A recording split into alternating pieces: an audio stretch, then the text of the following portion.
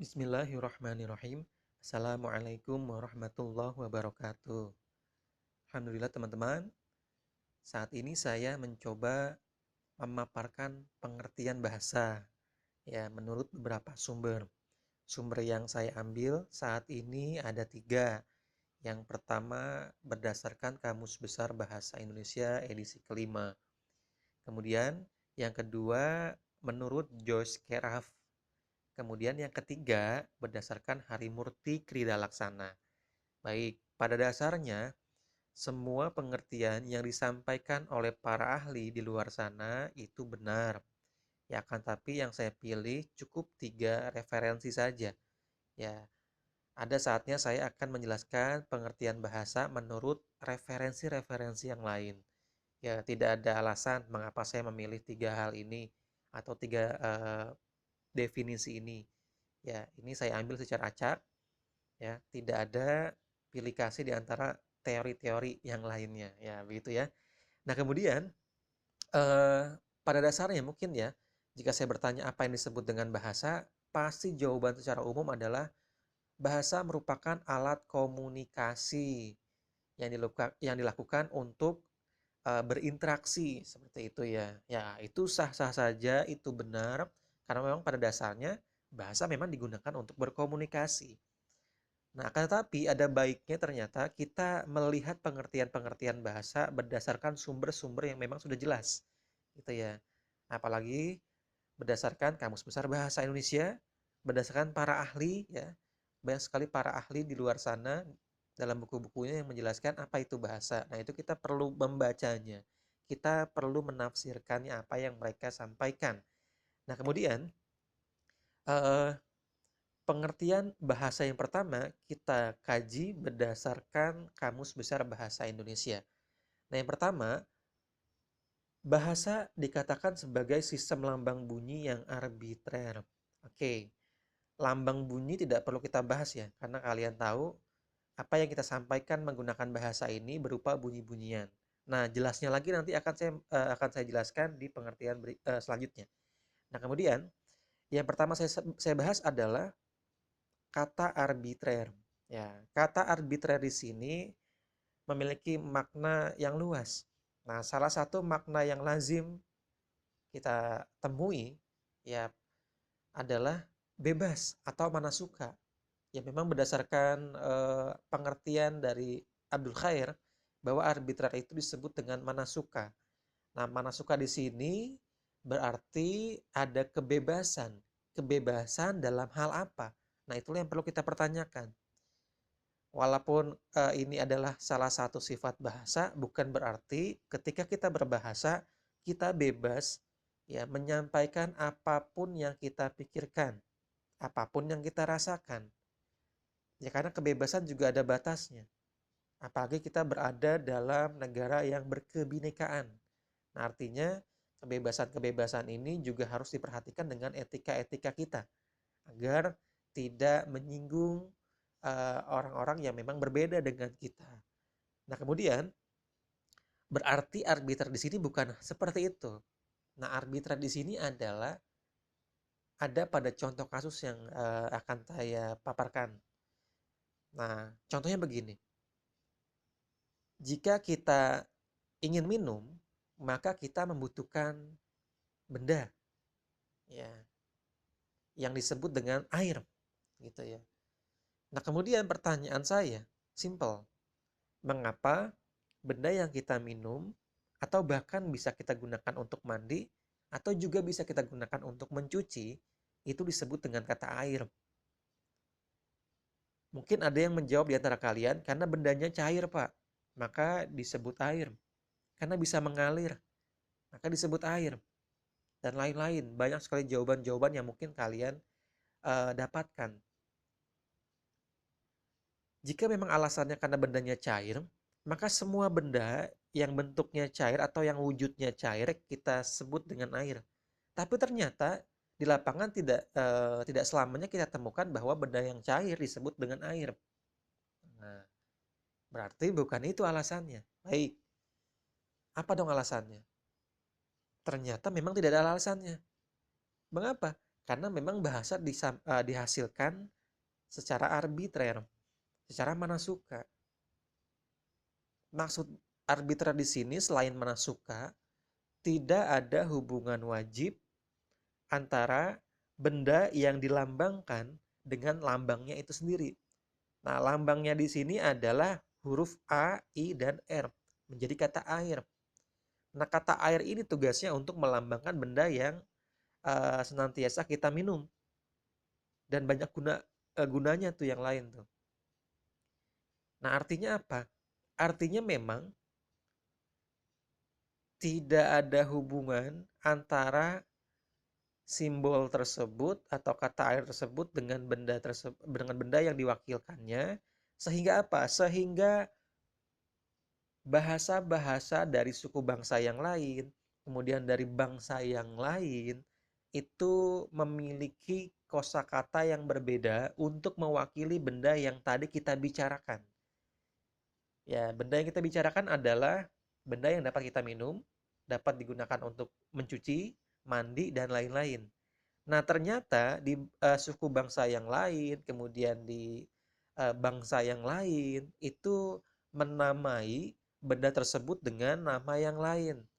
Dalam bahasa Sunda disebut dengan cai, bahasa Jawa disebut dengan banyu, bahasa Inggris water, kemudian bahasa Jepang mizu, dan lain-lain. Oh, itulah yang menyebabkan ternyata bahasa berbeda-beda. Karena dalam proses penghasilannya di awal, bahasa itu bersifat arbitrer. Sehingga apa? Sehingga memang bahasa kita dan bahasa negara lain itu berbeda. Tidak ada hubungan antara apa yang dilambangkan dengan lambangnya. Itulah penyebab mengapa bahasa Indonesia berbeda dengan bahasa Jepang berbeda dengan bahasa Inggris berbeda dengan bahasa yang lainnya misalnya. Oke, itulah alasannya bahasa bersifat arbitrer atau dikatakan dari Kamus Besar Bahasa Indonesia, bahasa adalah sistem lambang bunyi yang arbitrer. Ya, semoga dapat dipahami ya. Arbiter di sini pada dasarnya adalah mana suka karena tidak ada hubungan antara lambang atau bahasa yang kita gunakan dengan apa yang dilambangkannya. Baik berupa benda, sifat, ataupun yang lainnya. Jadi yang dilambangkan itu tidak hanya benda ya. Misal ada kata tampan, sifat itu ya. Ada kata malas, sifat bukan benda. Artinya apa? Artinya dilambangkan tidak hanya sebuah benda. Paham ya? Apapun bisa dilambangkan dalam sebuah bahasa. Sehingga dapat membedakan antara makna tertentu dengan makna yang lainnya. Kita lanjutkan kembali ya. Nah, lanjutannya adalah yang digunakan oleh masyarakat untuk bekerja sama. Jelas ya. Bahasa memang digunakan untuk bekerja sama. Karena pada dasarnya manusia adalah makhluk sosial. Makhluk yang saling membutuhkan antara yang satu dengan yang lainnya. Sehingga membutuhkan proses kerjasama untuk saling membantu, untuk saling membutuhkan.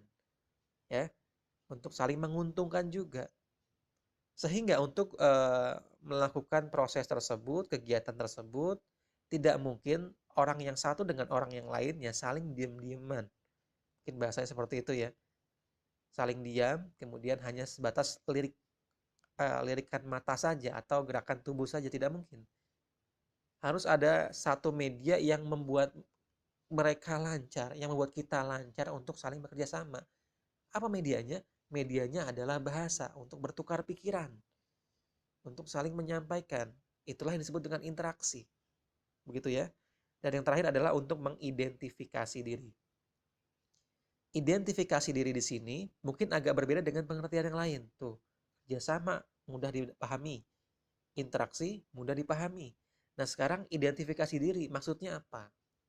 Maksudnya, mengidentifikasi diri di sini adalah dari bahasa yang digunakan oleh seseorang atau dari kita sendiri, kita dapat dengan mudah diidentifikasi oleh orang lain. Misal, ketika kita sedang berkumpul dengan teman, nah ternyata ada beberapa teman kita yang sedang asik mengobrol. Ketika sedang asik mengobrol, ternyata mereka sama-sama menggunakan bahasa Sunda atau sama-sama sedang menggunakan bahasa Jawa. Maka kita dapat mengidentifikasi diri mereka dengan mudah bahwa mereka kemungkinan besar berasal dari daerah tersebut. Kalau bahasa Jawa yang digunakan, maka bisa jadi mereka orang Jawa, ya. Atau jika bahasa Sunda digunakan, maka mereka orang Sunda. Nah, artinya identitas seseorang dengan mudah dapat dilihat dari bahasa khas yang digunakan oleh mereka. Nah, termasuk kita, jika kita berada di luar negeri, kemudian pada intinya mereka banyak yang menggunakan bahasa Inggris, kemudian kita sedang berkumpul dengan teman satu bangsa kita dan kita menggunakan bahasa Indonesia, dan ada orang yang tahu bahwa itu adalah bahasa Indonesia, maka mereka dapat mudah melihat, mengidentifikasi kita bahwa kita adalah orang Indonesia. Paham ya? Baik, itulah pengertian bahasa berdasarkan Kamus Besar Bahasa Indonesia edisi kelima. Nah, kemudian kita akan membahas lagi pengertian bahasa berdasarkan atau menurut Josh Keraf. Nah, beliau menyampaikan bahwa bahasa merupakan alat komunikasi. Nah, ini adalah pengertian yang memang secara umum kita pahami ya. Alat komunikasi antara anggota masyarakat berupa simbol bunyi. Nah, simbol bunyi sama ya seperti yang tadi ya, lambang bunyi dan simbol bunyi sama. Memang pada dasarnya untuk berinteraksi sebelum adanya bahasa tulis, sebelum adanya simbol tulis maksudnya, orang-orang berbahasa, berkomunikasi dengan menggunakan simbol bunyi. Nah, simbol bunyi inilah yang kita sebut dengan bahasa lisan kita. Nah, simbol bunyi ini ya, bunyi-bunyian ini tidak sama dengan bunyi-bunyi yang lain. Ya, tidak sama dengan bunyi motor misalnya. Tidak sama dengan bunyi musik. Tidak sama dengan bunyi trompet. Nah, walaupun sama-sama bunyi, ternyata ada perbedaan bunyi antara bahasa yang kita gunakan dengan bunyi-bunyian yang lain. Nah, di sini ada lanjutannya, berupa simbol bunyi berartikulasi. Jadi bunyi yang berartikulasi sajalah yang disebut dengan bahasa, teman-teman. Bunyi-bunyi yang lain seperti fluid, ya, seperti alat musik lainnya gitu ya. Alat musik, kemudian bahkan ada getaran-getaran yang lain, itu tidak dikategorikan sebagai bahasa. Hanya bunyi yang berartikulasi saja yang disebut dengan bahasa. Lalu apa yang disebut dengan bunyi berartikulasi? Bunyi yang berartikulasi adalah bunyi yang dihasilkan oleh artikulator. Apalagi itu artikulator? Artikulator adalah organ tubuh manusia, ya, bagian tubuh manusia yang berperan dalam proses penghasilan bunyi. Ya, tentunya dari mulut dan hidung kita gitu ya. Artinya mulut dan hidung pasti berperan, termasuk dalam artikulator. Nah, bunyi-bunyian yang dihasilkan oleh artikulator inilah yang disebut dengan bunyi artikulasi. Yang punya artikulator manusia. Maka apa? Maka bahasa dihasilkan oleh manusia. Ternyata hewan tidak. Mengapa? Karena tidak punya artikulator. Hewan bunyi, tapi tidak berartikulasi, seperti kambing misalnya. Kambing bunyi B misalnya. B. Seperti itu sampai dengan kiamat. Gitu ya. Tidak berartikulasi bunyinya. Ayam juga petok-petok misalnya atau kukuruyuk. Seperti itu saja. Tidak ada artikulasi. Wajar jika kita tidak memahami apa yang mereka sampaikan. Karena bunyi yang mereka sampaikan tidak berartikulasi. Sehingga tidak dapat membedakan benda yang satu dengan benda yang lain. Makna yang satu dengan makna yang lain. Karena bunyinya sama. Nah, itulah yang disebut dengan bunyi berartikulasi. Antara bunyi yang satu dengan bunyi yang lainnya berbeda. Karena apa? Karena peran artikulator kita. Nah, prosesnya begini. Coba kita bayangkan ketika kita mengucapkan bunyi B. Nah, bunyi B saja ya. Ini belum bunyi sebuah kata, tapi bunyi B saja. Ketika bunyi B dihasilkan, maka pada dasarnya ada peran serta paru-paru. Ya, paru-paru kita itu mengeluarkan udara, menekan udara keluar. Nah, kalau paru-parunya sudah tidak berfungsi, maka tidak dapat berbahasa lagi. Atau ya tidak hidup lagi. Jelas ya kira-kira ya. Berarti harus hidup. Yang pertama, harus bernafas. Sehingga paru-paru dapat menekan udara keluar. Nah, setelah udara ditekan keluar, tapi sebelum keluar ya, Udara tersebut melalui tenggorokan. Ini di tenggorokan tersebut ada pita suara. Dan pita suara tersebut akan bergetar, teman-teman. Ya, pita suara tersebut akan bergetar. Getaran itulah yang akan menghasilkan satu suara. Ya, menghasilkan bunyi. Pada dasarnya, bunyi itu dihasilkan dari gesekan, dari getaran, dari benturan, termasuk yang ada di pita suara kita. Pita suara kita dapat menghasilkan suara atau bunyi karena ada getaran di pita suara tersebut. Kemudian, ya, kemudian kalau nggak percaya, ya silakan kita buang angin saja coba deh. Ketika buang angin itu kan bunyi biasanya. Mengapa bunyi? Karena ada getaran yang terjadi di bagian-bagian tertentu. Nah, sama halnya dengan pita suara. Oke, kemudian bunyi yang dihasilkan oleh pita suara tersebut itu tidak didiamkan, tetapi diolah. Diolah oleh ya rahang, kerongkongan, pangkal tenggorokan kita, kemudian ada langit-langit, ada lidah, ada gigi, ada bibir, ada hidung. Nah, semua itu akan berperan sesuai dengan fungsinya. Contohnya bunyi B yang saya berikan. Bunyi B itu berasal dari ya pita suara juga yang bergetar. Kemudian diolah nih secara tidak sadar di mulut kita dan juga di hidung kita. Ternyata untuk membentuk bunyi B itu tidak sembarangan ya artikulator yang terlibat. Ya, ketika mengucapkan bunyi B itu artikulator yang terlibat ada dua diantaranya, tiga ya. Yang pertama adalah bibir atas dan bibir bawah. Kemudian yang kedua jelas paru-paru dan pita suara. Dan yang ketiga itu ada hidung. Nah, kok hidung juga Pak? Ya, karena hidung itu dibutuhkan untuk bunyi-bunyi yang berdengung atau kita sebut dengan bunyi nasal. Ya, untuk bunyi B, B itu membutuhkan dengungan. Ya, mengapa butuh dengungan? Kalau tidak ada dengungan, maka bunyinya akan berubah menjadi bunyi P. Oke, sekarang kalian tes saja. B, kemudian hidungnya ditutup. Menjadi P. B, P. Oke, itulah bukti bahwa ternyata untuk satu bunyi saja membutuhkan kerjasama antara beberapa artikulator. Tidak semuanya tapinya ya.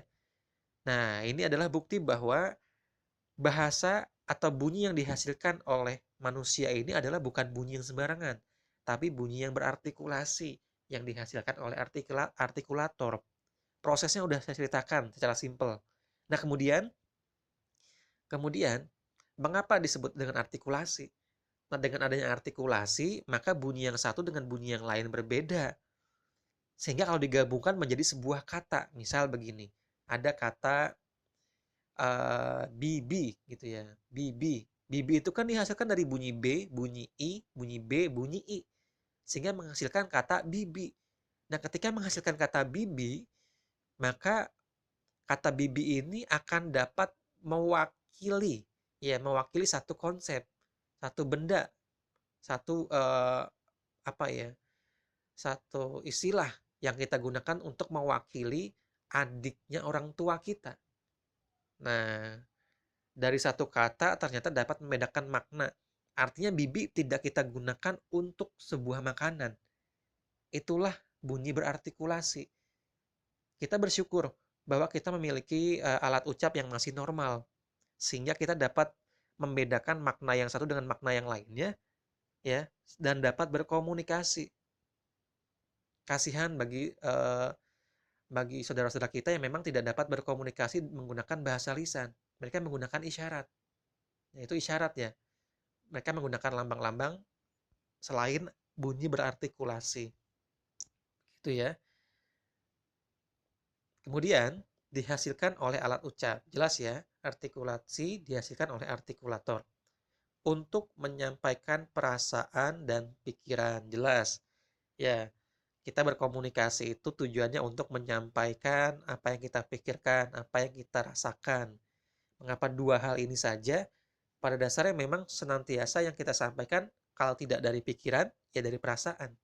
Ketika kita lapar, maka kita ingin makan dan menyampaikan ke teman kita atau saudara kita, "Aku lapar, makan yuk." Maka itu adalah hal-hal yang kita rasakan. Nah, kalau kita sedang berpresentasi, maka yang kita sampaikan adalah apa yang kita pikirkan. Oke, jelas ya? Jelas. Oke, lanjut. Sekarang kita membahas pengertian bahasa berdasarkan atau menurut Harimurti Krida Laksana. Kita baca. Bahasa merupakan sebuah sistem lambang bunyi. Sama ya dengan yang tadi ya. Kemudian yang arbitrer sama dengan ini. Yang dipergunakan oleh para anggota masyarakat.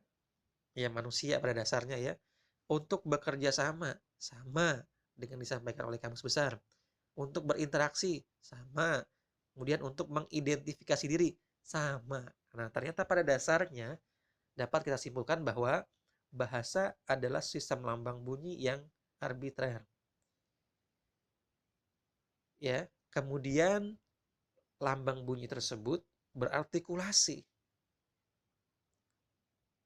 dihasilkan oleh artikulator untuk menyampaikan perasaan dan pikiran kita, sehingga kita dapat bekerja sama, berinteraksi, berkomunikasi, hingga mengidentifikasi orang lain. Nah, itulah yang disebut dengan bahasa berdasarkan 3 sumber yang saya dapatkan. Semoga bermanfaat. Terima kasih. Assalamualaikum warahmatullahi wabarakatuh.